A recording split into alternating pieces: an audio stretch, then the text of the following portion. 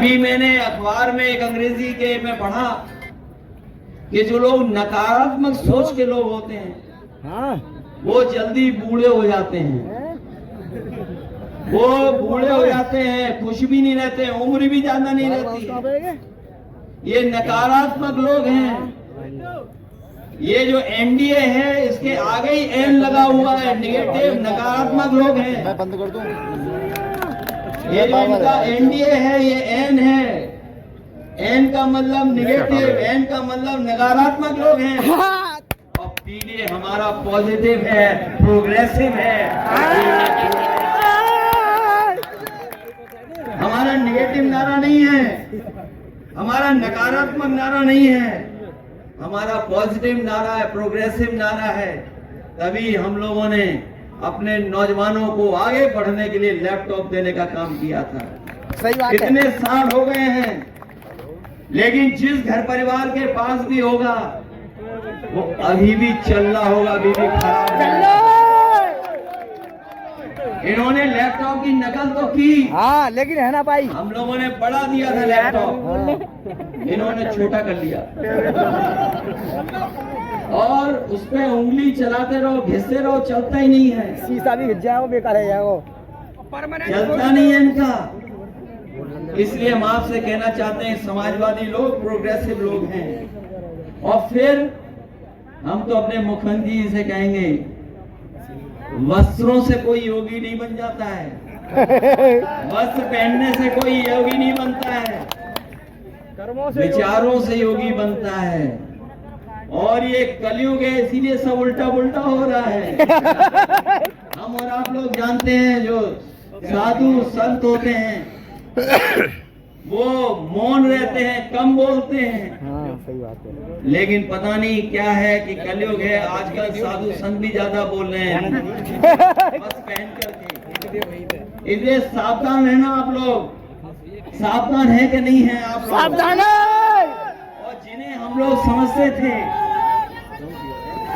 कि ये सत्य वचन बोलते हैं, लेकिन ये झूठ के प्रचार, झूठ का प्रचार करते हैं। एक आध नारा लगा दे यार। जो लोग जिनसे उम्मीद करते हैं कि सरकार चलाएंगे, वो बुलडोजर चलाते हैं।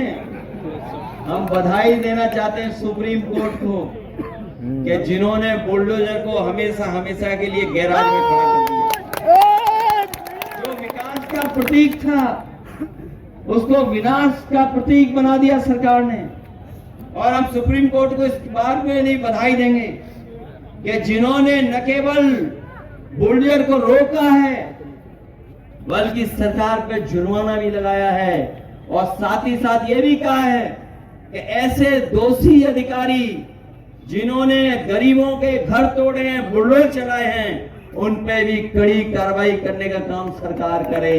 ये जो अनकॉन्स्टिट्यूशनल है, जो अनडेमोक्रेटिक है, इस बुलडोजर की राजनीति को हम समाजवादी लोग कभी स्वीकार नहीं कर सकते हैं। सच्चाई तो ये है कि ये इनकाउंटर करने वाली सरकार कभी संविधान पे भरोसा नहीं करती। भैया अभी संविधान को लेकर के जो हम लोगों ने जनता में जागरूक करने का काम किया था, उसमें हम समाजवादी लोग, जनता ने सहयोग दिया, सफल हुए, इंडिया गठबंधन को समर्थन मिला। लेकिन ये बात नहीं कि अभी कॉन्स्टिट्यूशन को ये छेड़ नहीं सकते हैं। अभी भी संविधान के आगे जो व्यवस्था है उसको कभी ये स्वीकार नहीं कर रहे हैं। ये कहते हैं कि इस यूनिवर्सिटी में आरक्षण क्यों नहीं है, हम ये कहते हैं कि देश की यूनिवर्सिटियों में आरक्षण क्यों नहीं है।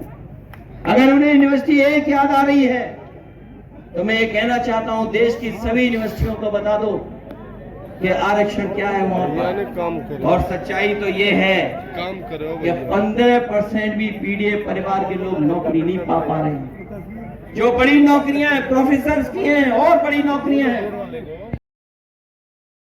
में हम खड़े हैं अलीगढ़ जनपद की खैर विधानसभा सीट जो कि कमालपुर गांव पर यहाँ जनसैलाब उमड़ा अखिलेश यादव जी की रैली में तो जो कि चारू चैन डॉक्टर चारू चैन के लिए समर्थन में उन्होंने वोट मांगे।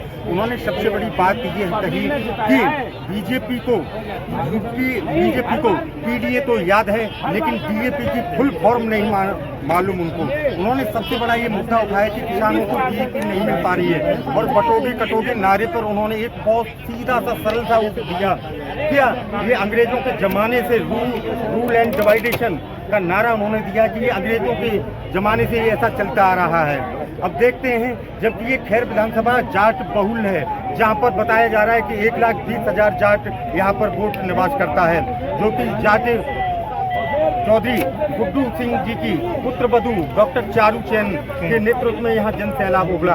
अब देखना ये होगा कि खैर विधानसभा एक नाक का सवाल उत्तर प्रदेश में बन चुकी है।